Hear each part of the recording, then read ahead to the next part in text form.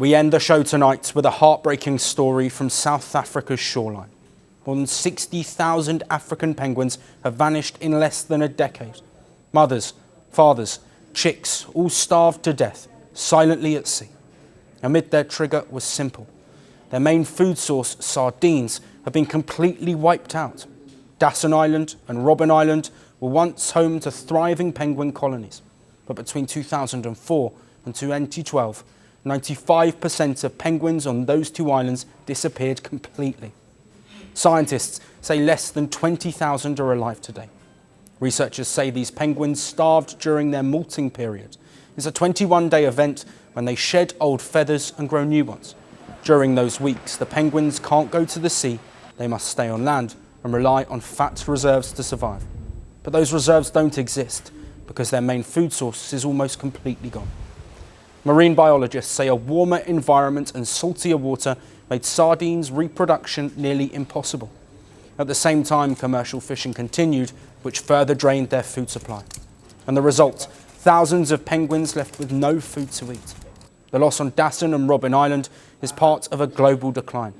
African penguins have dropped nearly 80% in 30 years.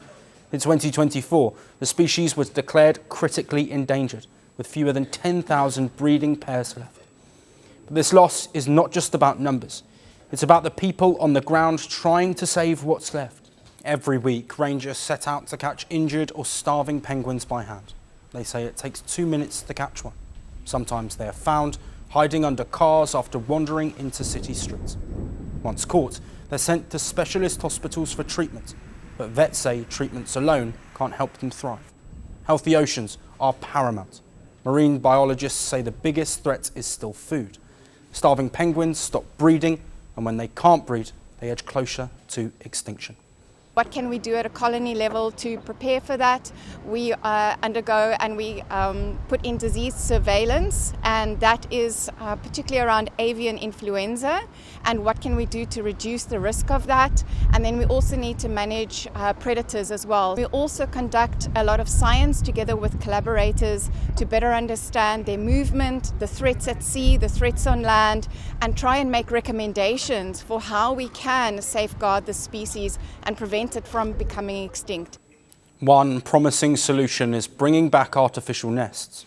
Decades ago, penguins dug nests into guano. That is compacted waste of seabirds. But that guano was harvested for fertilizer, wiping out the natural shelter.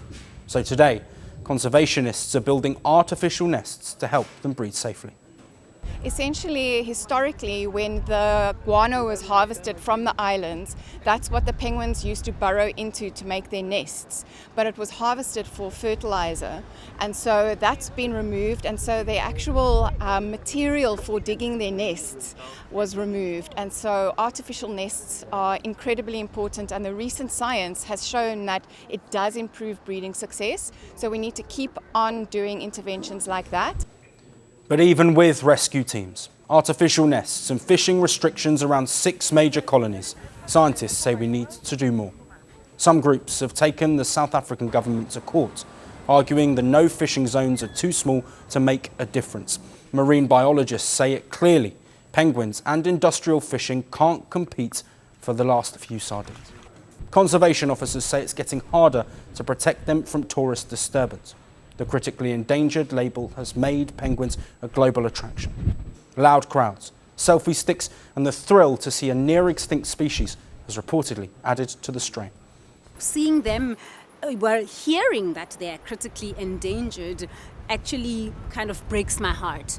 And I think with COVID-19 and all the things that have happened, we have lost so much already, and we continue to lose. And I think as people, we don't appreciate what we have until we have lost. But marine biologists say this moment feels like a turning point. They say the growing attention to the dire issue can hopefully save them. We really need to do everything we can, and securing their food source is one of the biggest things that we can do to try and stop that decline. And it is possible to recover the penguin. That's the thing. We can't lose hope. So we have to keep the hope. These birds are more than a tourist attraction. They reflect the health of our ecosystem. Right now, every rescue counts, and every lost penguin is a reminder that time is running out for the world. They promised glory. They delivered fear. They shaped nations. They scarred generations.